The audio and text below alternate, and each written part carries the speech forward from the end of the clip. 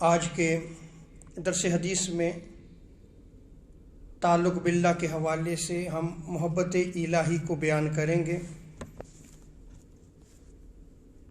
جامع ترمذی کی روایت میں آتا ہے، حضرت ابو درداء رضی اللہ تعالی عنہ اس روایت کو نقل فرماتے ہیں کہ حضور نبی اکرم صلی اللہ تعالی وسلم نے فرمایا، حضرت داؤد علیہ السلام کی دعاؤں میں سے ایک دعا یہ بھی تھی، آپ اللہ کے حضور یہ دعا مانگا کرتے تھے، اللہم انی اسألک حبک، اے اللہ میں تیری محبت کا سوال کرتا ہوں،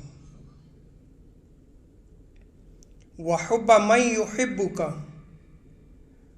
اور اے اللہ جو تجھ سے محبت کرتے ہیں ان کی محبت کا بھی تجھ سے سوال کرتا ہوں۔ تو نبی کی دعا دیکھیں، اللہ تبارک و تعالیٰ کی محبت کا بھی اللہ سے سوال کرتے تھے، اس سے مانگتے تھے باری تعالیٰ اپنی محبت عطا فرما۔ اور وہ لوگ جو رب تعالیٰ سے محبت رکھتے ہیں، نبی جو ہے وہ ان اللہ کی بارگاہ میں ان کی محبت کا بھی سوال کرتے ہیں۔ اور اللہ سے محبت کرنے والے انبیاء ہیں، صدیقین ہیں، شہداء، صالحین، اولیاء کرام ہیں۔ اور آگے جو ہے وہ آقا علیہ الصلوۃ والسلام ارشاد فرماتے ہیں کہ حضرت داؤد علیہ السلام اللہ کی بارگاہ میں سوال کیا کرتے تھے کہ یا اللہ میں تجھ سے تیری محبت، تجھ سے محبت کرنے والوں کی محبت اور تیری محبت پیدا کرنے والے عمل کا سوال کرتا ہوں۔ یا اللہ اپنی محبت میرے لیے میرے نفس، میری اولاد اور ٹھنڈے پانی سے زیادہ محبوب بنا دے۔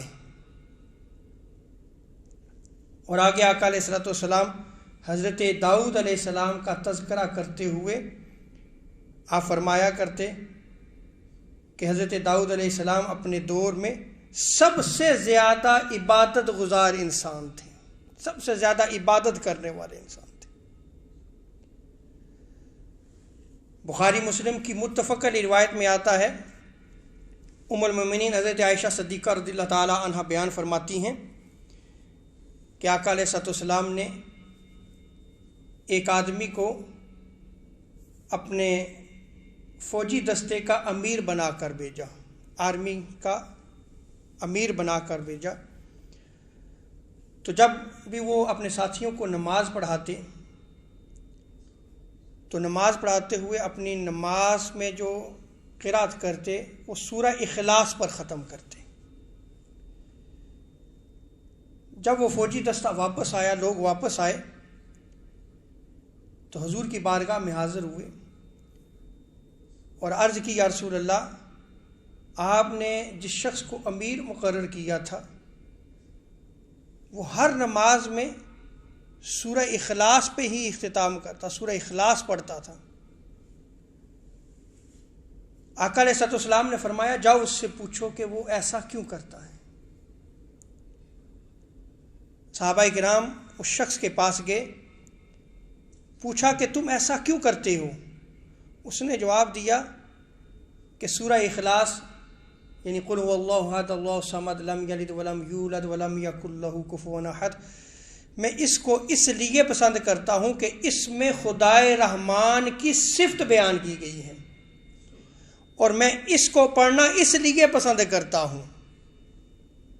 صحابہ نے بارگاہ مصطفیٰ میں آ کے اس کی خبر دی تو حضور علیہ الصلوۃ والسلام نے ارشاد فرمایا، جاؤ اس کو خوشخبری دے دو کہ اللہ تبارک و تعالیٰ بھی اس سے محبت کرتا ہے۔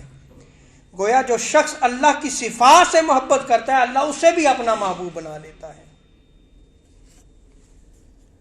حضرت مولا علی المرتضیٰ کرم اللہ وجہہ الکریم آپ فرماتے ہیں کہ لوگوں میں سب سے زیادہ علم رکھنے والا عالم شخص وہ ہے جو سب سے زیادہ اللہ تبارک و تعالیٰ سے محبت کرتا ہے۔